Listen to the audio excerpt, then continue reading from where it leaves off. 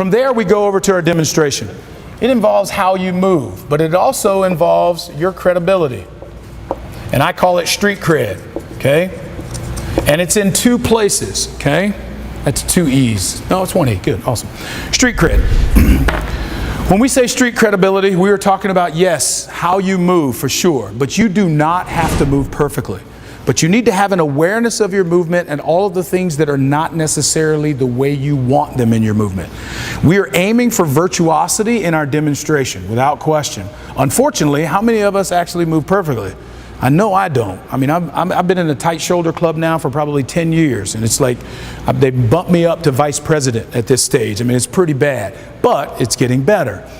The point is, the movements that you actually demonstrate is going to be oftentimes the very first time your athletes come into contact with these movements. And so the example that you set for them is going to be the image that they're going to be working towards.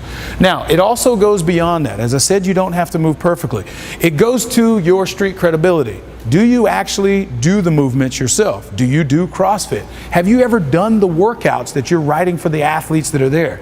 If you haven't done these workouts, there can often be a disconnect between what you're asking them to do and what is reality.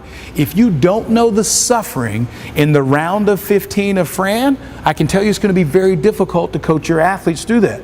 If you don't know what happens to an athlete in the 3rd and 4th round of Barbara and that whole I think it's coming, this is going to be the round, I can tell you you're going to have a very difficult time relating to your athlete there, okay? This is not going to be an act as if component. This is a process of your athlete seeing you go through it. Hook grip your shorts and not be able to get on the bar when you should be on the bar. They need to see you do that occasionally.